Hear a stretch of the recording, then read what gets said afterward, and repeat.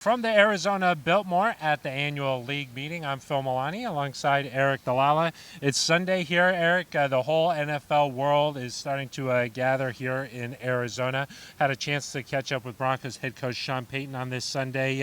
Asked him about a lot of different topics. We wanted to highlight some of those here for you. What was your main takeaway from what we heard from Payton? Yeah, Phil, I mean, obviously we've just wrapped up the first wave of free agency here, and so talking to Coach Payton about that, he said the process went really well working with George Payton and his staff. Obviously, you hear George Payton as a grinder, a football guy, but then to see it in action, that's a big deal. And then the players they came away with, Phil, he talked about being more powerful, stronger up front, getting a really strong player in Zach Allen along the defensive line, and said they went into free agency. There were some wants, there were some needs, hit a lot of those needs during this first wave. Pretty aggressive. Yeah, I think that's what you want to do in free agency, right?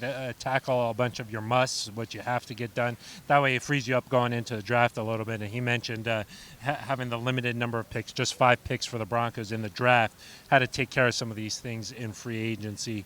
The other thing we talked to him about, Aric, was the offseason program beginning here on April 11th. Yeah, Phil, I mean, I think fans, you talk about the offseason program, they're excited for OTAs, they're excited for mini camp when it's offense versus defense. You're able to see these guys go against each other. You sometimes overlook phase one, right, where it's weightlifting, it's strength and conditioning, it's running on the field. Sean Payton made it clear that no detail is going to be overlooked here. He said that you can maybe trace some of the injury issues last year back to not doing a good enough job as early as phase one. So the Broncos, they're going to prioritize this strength training. They're going to prioritize getting guys in football shape, and hopefully that pays dividends down the line. But I think it fits with what he said all along, right? That no detail is too small. You got to be locked into everything. Yeah, he said that's an area the Broncos need to get better at. Yep. Any other takeaways from what you heard from with Coach? No, I just think he's obviously happy to be here. A lot of good things happen at these league meetings. You talk about meaningful issues that's going to be facing the NFL, and he's getting used to being called Denver Broncos head coach here. Yeah, has spent the entirety of his NFL career in the NFC.